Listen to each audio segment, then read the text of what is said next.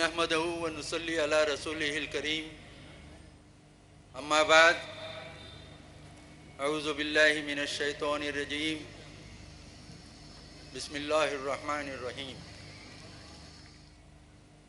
ख़वातीन व हज़रात, अस्सलामु अलैकुम व रहमतुल्लाहि व बरकातुहू।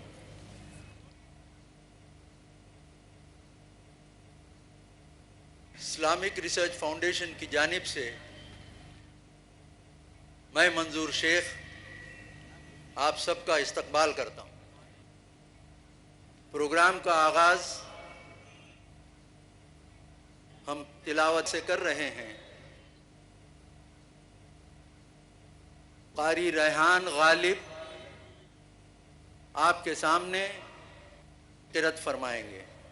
मैं उन्हें स्टेज पर आने की दावत दे रहा हूँ।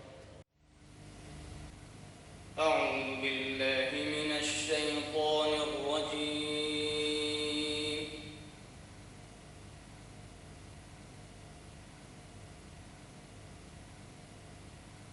बिस्मिल्लाहिर रहमानिर रहीम।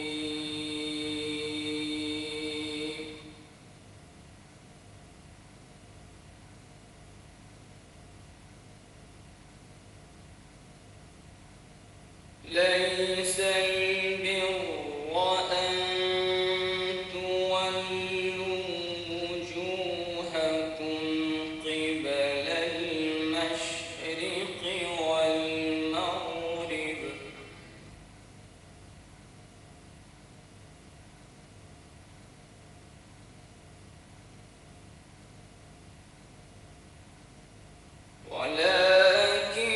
वलाकिन्नल बिर्र मन आमन बिल्लाहि वल यौमिल आखिर वल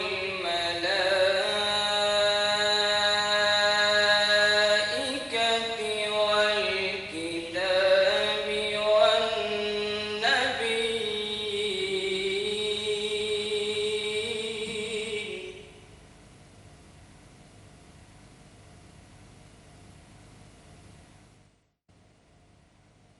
وآتى المال على حبه ذوي القربى واليتامى والمساكين وابن السبيل والسائلين وفي الرقاب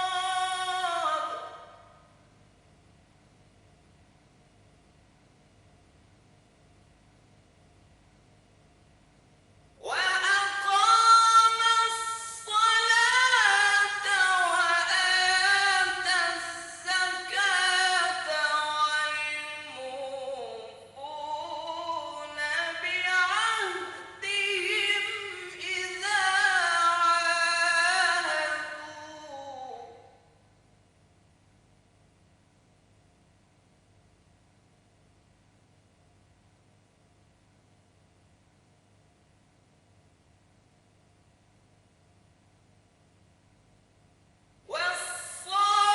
والصابرين في البأساء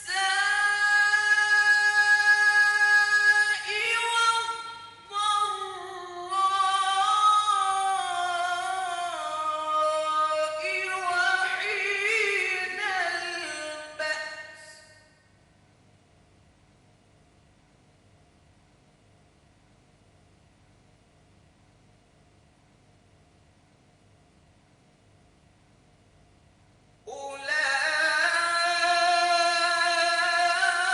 أولئك الذين صدقوا وأولئك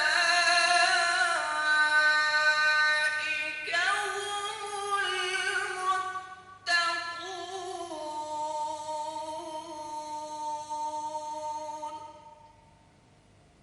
صدق الله رب العالمين.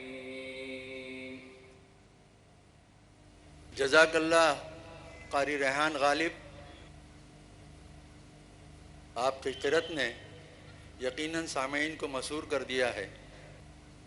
اس سے پیشتر کہ میں آگے بڑھوں، آپ کو ترجمہ سنا دوں۔ سورہ بقرہ کی آیت نمبر 177 آپ کے سامنے قرأت کی گئی۔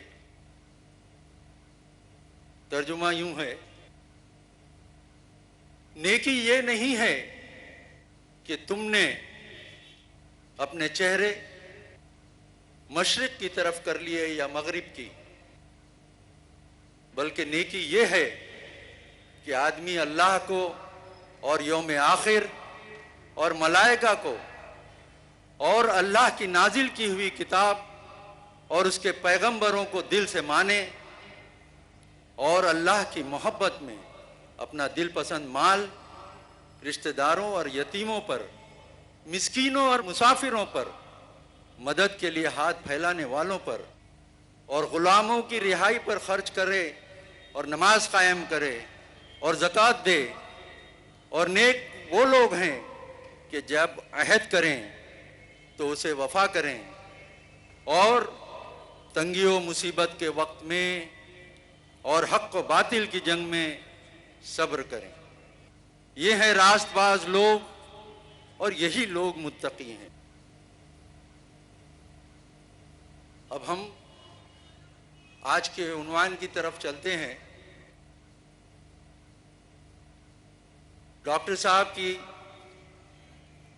آج کی تقریر کا عنوان ہے نیکی کا قرآنی تصور۔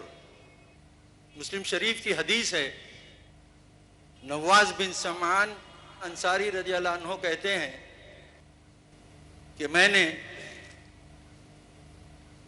رسول اکرم صلی اللہ علیہ وسلم سے پوچھا کہ نیکی اور بدی کیا ہے؟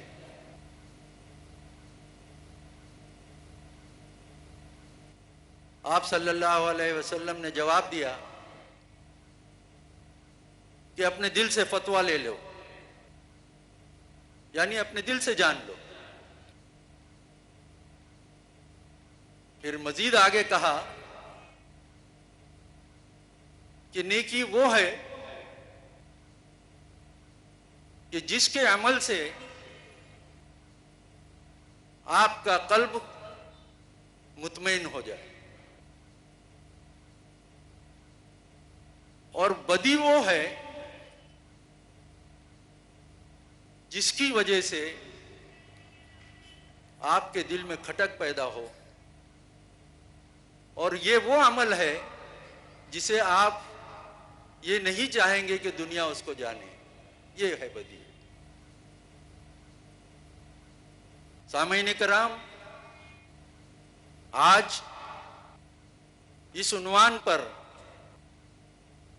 انشاءاللہ قرآن کے پس منظر میں نیکی کیا ہے یہ جاننے کے لیے ہم ڈاکٹر اسرار احمد صاحب سے گزارش کرتے ہیں کہ وہ ہم سے خطاب کریں۔ آپ کی تقریر کا عنوان ہے نیکی کا قرآنی تصور۔ نیکی کا قرآنی تصور، ڈاکٹر اسرار احمد صاحب۔ نحمده ونصلي على رسوله الكريم، اما بعد فقد قال الله تبارك وتعالى كما ورد في سورة البقرة: اعوذ بالله من الشيطان الرجيم، بسم الله الرحمن الرحيم، ليس البر ان تولوا وجوهكم قبل المشرق والمغرب ولكن البر من آمن بالله واليوم الآخر والملائكة والكتاب والنبيين وآتى المال على حبه ذوي القربى واليتامى والمساكين وابن السبيل والصائلين وفي الرقاب وأقام الصلاة وآتى الزكاة والموفون بعهدهم إذا عاهدوا والصابرين في البأساء والضراء وحين البأس اولئک الذین صدقوا واولئک هم المتقون. صدق اللہ العظیم. اللہم ربنا اجعلنا منہم، اللہم ربنا اجعلنا منہم، اللہم ربنا اجعلنا منہم.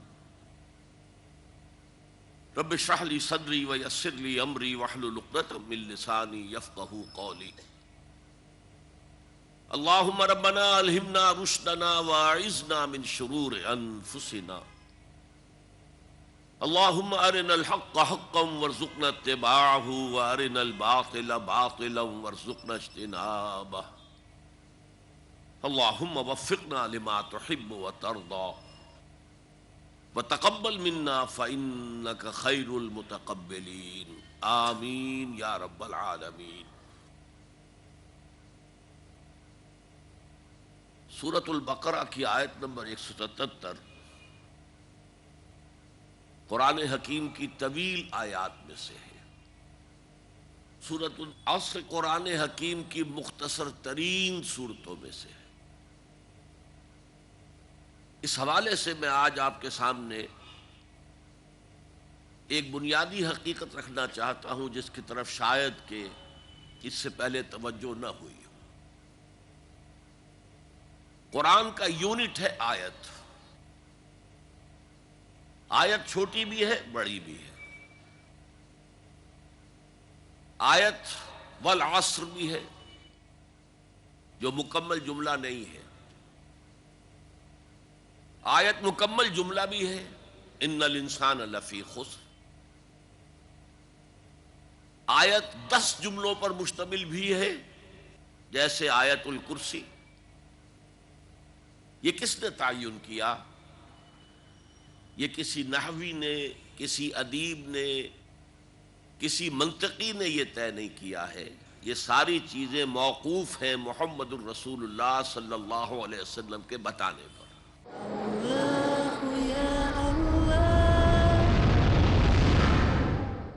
ہر دور میں آیت مکمل جملہ بھی ہے ان الانسان لفی خسر. آیت 10 جملوں پر مشتمل بھی ہے جیسے آیت الکرسی. یہ کس نے تعین کیا؟ یہ کسی نحوی نے، کسی ادیب نے، کسی منطقی نے یہ طے نہیں کیا ہے. یہ ساری چیزیں موقوف ہیں محمد الرسول اللہ صلی اللہ علیہ وسلم کے بتانے پر. اصطلاح میں کہتے ہیں یہ امور توقیفی ہیں، موقوف علیہ ہے حضور کے بتانے پر. آیت کے ترجمہ ہم کر بیٹھتے ہیں. کبھی ہم انگریزی لفظ یوز کرتے ہیں انگریزی میں گفتگو کرتے ہوئے ورس. یہ صحیح نہیں ہے. ورس کا تعلق شاعری سے ہے. آیت جملہ بھی نہیں ہے. جیسا کہ میں نے عرض کیا حروف مقطعات پر بھی مشتمل ہے. حامیم آیت ہو گئی اگرچہ اس کا مفہوم کسی کو معلوم نہیں. آیت کے معنی ہے نشانی. قرآن کی ہر آیت اللہ کے علم اور حکمت کی نشانی ہے. اس اعتبار سے ہمیں ترجموں میں بھی لفظ آیت کو ریٹین کرنا چاہیے. اس کا نہ کوئی ترجمہ اردو میں ممکن ہے نہ انگریزی. آیتوں سے مل کر سورتیں بنتی ہیں. آیتوں کی طرح سورتیں بھی چھوٹی بھی ہیں بڑی بھی ہیں. ایک انتہا پر وہ 3 سورتیں، سورۃ العصر، سورۃ الکوثر، سورۃ النصر، 3 آیات. دوسری انتہا پر سورۃ البقرہ 267 آیات. یہ بھی امور توقیفیہ میں ہے. اس کا کسی منطق کے اصول سے، کسی معانی اور بیان کے اصول سے، کسی نحو یا صرف کے اصول سے کوئی تعلق نہیں. جہاں تک آیات کی تعداد کا تعلق ہے، کل قرآن مجید کی آیات کتنی ہیں اس میں اختلاف ہے. 6,500 کے لگ بھگ آیات ہیں کم و بیش. اور اس فرق کا ایک سب سے بڑا سبب یہ ہے کہ اس میں اختلاف ہے کہ ہر سورت سے پہلے سوائے ایک سورت توبہ کے آیت بسم اللہ جو لکھی ہوئی ہے اسے کاؤنٹ کیا جائے یا نہ کیا جائے. اگر کاؤنٹ کریں گے تو 113 کا عدد بڑھ جائے گا، نہیں کریں گے تو 113 کم ہو جائے گا. لہذا آیات کی تعداد جو ہے وہ متفق علیہ نہیں ہے قرآن مجید کی. سورتوں کی تعداد متفق علیہ ہے 114. اب سورت کا ترجمہ بھی چیپٹر کرنا غلط ہے. سورت چیپٹر نہیں ہے. اس کے لیے بھی کوئی لفظ کسی دوسری زبان کا اس کی صحیح ترجمانی نہیں کر سکتا. ہمیں ریٹین کرنا پڑے گا سورہ. سورہ انگریزی میں ہم اس کو عام کریں، خود بخود یہ چیز جو ہے لوگوں کے اندر مقبول ہو جائے گی، معروف ہو جائے گی. سور عربی میں کہتے ہیں فصیل کو. سورت معانی کا ایک شہر ہے، معانی کا، ہدایت کا، علم کا، معرفت کا شہر، جس کے گردا گرد ایک فصیل ہے. پرانے زمانے کے شہر ایسے ہی ہوتے تھے. فصیل ہے، دروازے ہیں اس میں، پھر شہر کے اندر کہیں مارکیٹ پلیس ہے، کہیں کوئی عبادت گاہ ہے، کہیں کوئی اور شے ہے، رہائش گاہیں ہیں. تو ان صورتوں کا معاملہ بھی اسی طرح سے ہے. اور ان کے ضمن میں یہ بات بہت نوٹ کرنے کی ہے کہ آیات اگر آپ علیحدہ علیحدہ سامنے رکھیں گے تو ان کا ایک مفہوم آپ کے سامنے آ جائے گا، لیکن ان کو جوڑ کر جو صورت کی شکل دی گئی ہے اس سے ایک اضافی مفہوم آپ کے سامنے آئے گا. ان کے باہمی ربط، ان کو جوڑ کر ایک ہار میں جو پرویا گیا ہے اس سے ان کا معنوی حسن دوبالا ہوتا. لہذا ربط الآیت بالآیہ، ایک آیت کا دوسری آیت سے کیا ربط ہے، یہ بہت اہم ہے. اور یہ جو ایک شہر معین کر دیا گیا معانی کا، اس میں کیا اصول ہے، کیا اس کا مرکزی خیال ہے. عربی میں اس کو کہیں گے اس کا عمود کیا ہے. ہر سورت کا ایک عمود ہے. اس عمود کے گرد اس کی ساری آیات گھوم رہی ہیں. لہذا جب تک کسی سورت کا عمود سمجھ میں نہ آ جائے، یہ تھرڈ ڈائمنشن ہو رہی ہے. اب پہلے یہ کہ ہر آیت کا مفہوم معین ہو، دوسرے آیات کے باہمی ربط سے مفہوم معین ہو، تیسرے یہ کہ ایک سورت کے عمود کے اعتبار سے ایک مفہوم معین ہو کہ ان آیات کا کیا مفہوم. یہ تدبر قرآن کے چند اصول ہیں جو میں نے آپ کے سامنے رکھے. اب ہم اس آیت کا، طویل آیت کا ایک رواں ترجمہ آپ نے سن بھی لیا ہے، مجھ سے بھی سماعت فرما لیجئے. لیس البر ان تولوا وجوہکم قبل المشرق والمغرب. نیکی یہی نہیں ہے کہ تم اپنے چہرے مشرق اور مغرب کی طرف کر لو. پہلے آپ نے سنا ہے نیکی یہ نہیں ہے، نہیں، اس سے مفہوم نہیں ادا ہوتا. کل نیکی یہی نہیں ہے، تمام نیکی یہی نہیں ہے. ولیکن البر، اور حقیقی نیکی اس کی ہے من آمن باللہ والیوم الآخر والملائکۃ والکتاب والنبیین، جو ایمان لایا اللہ پر اور یوم آخر پر اور فرشتوں پر. اور یہاں کتاب کا لفظ نہیں بلکہ کتابوں پر، الکتاب یہ حصر کے لیے، اس لیے کہ اس کے بعد آ رہا والنبیین، تمام انبیاء پر. تو تمام انبیاء پر ایمان ضروری ہے، تو جتنی کتابیں دی گئی ہیں انبیاء کو ان سب پر بھی ایمان ضروری ہے. اس کے بعد فرمایا وآت المال علی حبہ، اور اس نے دیا اپنا مال اس کی محبت کے علی الرغم، اس کے باوجود کہ وہ اسے بہت محبوب ہے پھر بھی وہ مال دے رہا ہے. کن کن کو؟ سب سے پہلے قرابت داروں کو. پھر یتیموں کو، اس ترتیب کے اندر بھی ایک بڑی حکمت مضمر ہے، اور مساکین کو، اور راہ چلنے والوں کو، اور مانگنے والوں کو، دستے سوال دراز کرنے والوں کو، اور گردنوں کے چھڑانے میں۔